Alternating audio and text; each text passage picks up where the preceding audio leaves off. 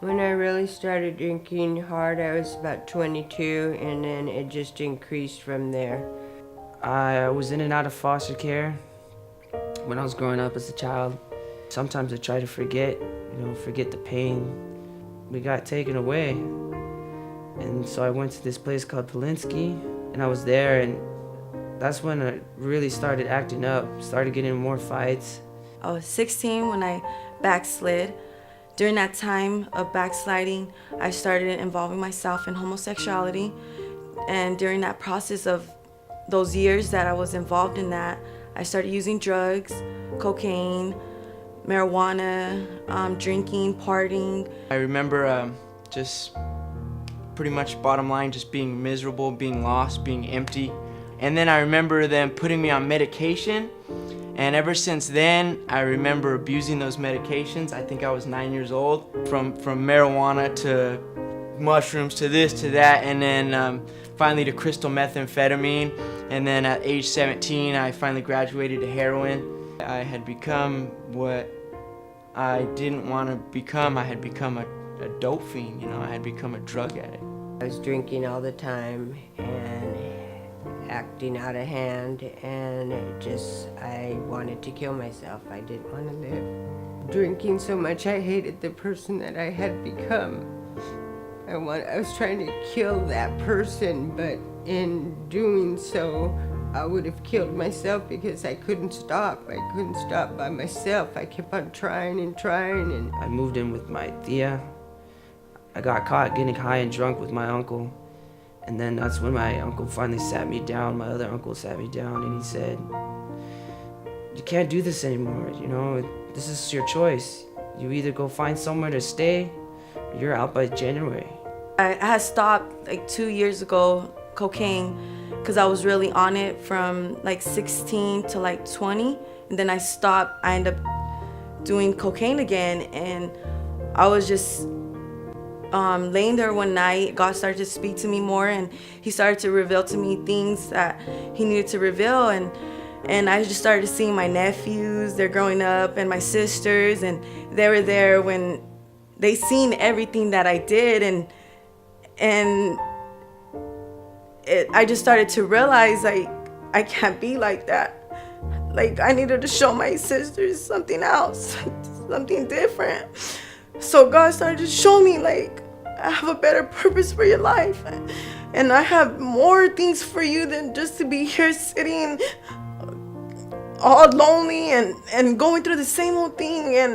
And he started to tell me, like, I have better for you. I have better for you. I had lost everything. I had lost everyone. I had lost faith. People had lost faith in me. I had lost my place to live. I was, ended up homeless. I ended up selling everything. I ended up stealing from everyone. I ended up all alone. I ended up, I just ended up just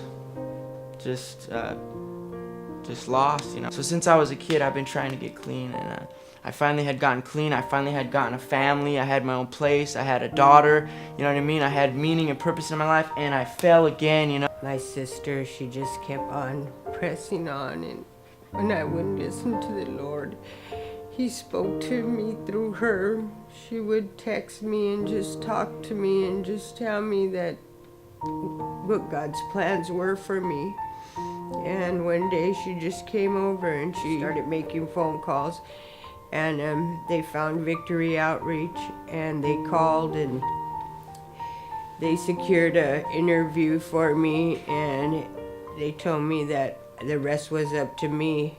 And so I just went and I did it, I took the steps that needed to be taken because I knew it was time. I've heard about the men's home. I've known about it for a few years. I said, I'll go in the men's home. I'll talk to somebody. Maybe they'll take me in there. I'll fix myself, I want to be right. And so I called up Pastor Sam. He talked to Brother Martin, and there I went. October 23rd, 2011, I moved into the men's home. So that's when I called my cousin Anna, and it took me like a good 3 years. She kept on interceding for me, praying for me, and until I finally gave in, and I was like, I need to change my life. Like, I really need to do this. Like, the other times I was half-hearted. The other times I was like, you know, I want to do it, but I still want to do my sin. I want to be with God, but I want to have the world, and, you know, I want to do what I want to do. But this time it was different. This time around, I wanted it with all my heart. I was like, you know, I can't do this again. It was either go back to what I know, just go back to the streets and just be a full-time 100% dope fiend again, or I can do something about it, you know. And it seemed pretty hopeless because I was just looking for a program to get into, you know, to win my wife back, or to win my fiance back, and to win my family back. And I knew a program wasn't gonna work, and I had I didn't know anything really about God, you know. So in my mind I was hopeless, you know. In my mind I was gonna try again, but I knew I was gonna fail, you know. And I called program after program, and they wanted this, they wanted that, they wanted money. I didn't have money, you know. They wanted this, you know. I didn't have it, and somehow, you know, I think my mom found out about VO, and it was the last thing on my list. And I called VO, and he said, come into church, you know, on Sunday. And I came into church, and I went into the men's home, I think that Friday. God's doing miracles in my life. He's just done so much to me. I'm close to the Lord now. I know Him. I'm stronger. I've been clean and sober 4.5 months now, and I haven't been able to say that for over 20 years. God is doing a lot of things in my life. I think from the moment I came in, He gave me a prayer life that I thought I'd never have, a true relationship with Him. God's really helping me with my relationships with my family.